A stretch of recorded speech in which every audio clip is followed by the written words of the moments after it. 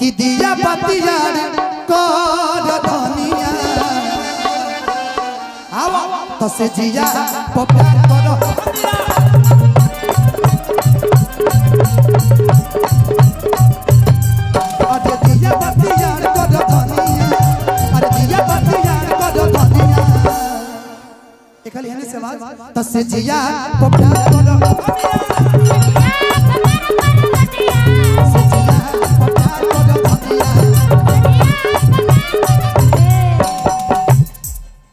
रुकी अभी आवा ताने राजा जी रुकी रुकी अभी हवा ताने राजा जी लाइका खेला ताने राजा जी लाइका खेला ताने राजा जी लाइका खेला ताने राजा जी लगेला न पुअर के बड़ सरदार हो कहा के बाबू तो भगवान हो लगेला न पुअर के बड़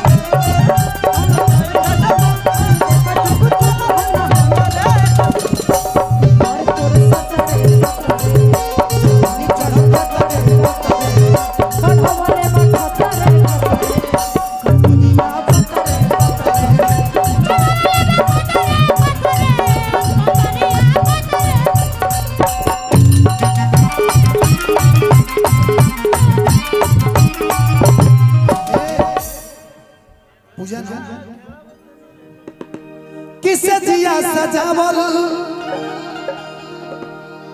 लेट जा लेटा हरे लगावल पलंग बा कही राजा जी हमरो तमनबा कि जब मर्द से मेहरी लड़बे करी तब तार माजा बहरी मरबे करी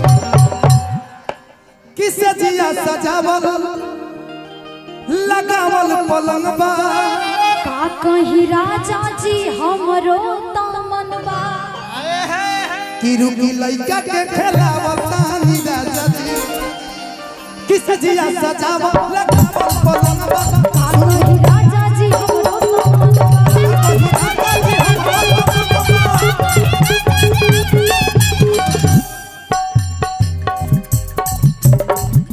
हरे रुकी लइका के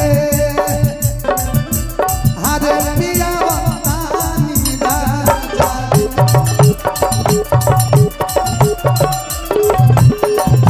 रुकी लइका के पिया तानी राजा जी सुनी लइका के खेला तानी राजा जी लइका पिया तानी राजा जी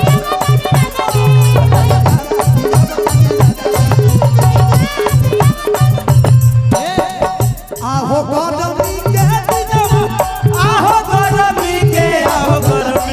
दिनवा आहो गरमी के दिनवा आहो गरमी के ए लेकिन गर्मी नहीं केवल का बा एगो हम गाना गो जानते नहीं कौन कि जड़ा में जवानी के हर जनी द तू साजा कि कदर जाई गरम हर सुनाए राजा कि लइका पिया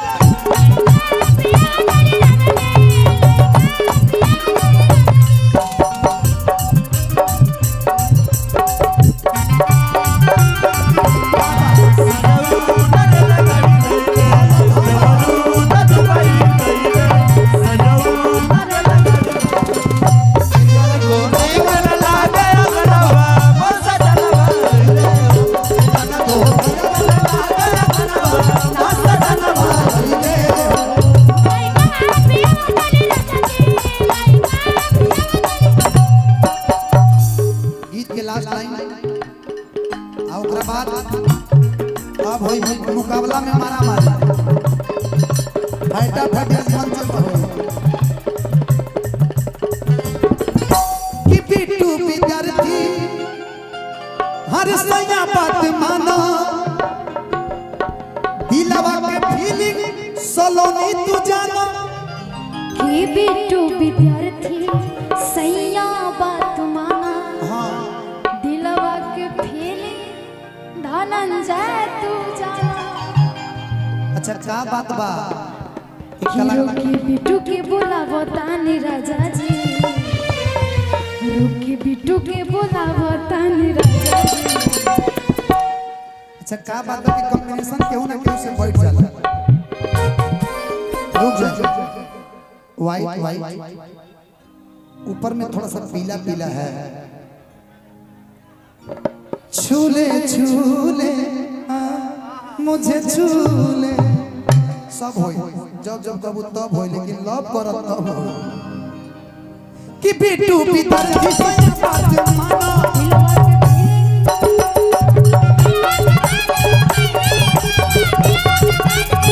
बिट्टू पितर की सैया बात मानो दिलवा के फीलिंग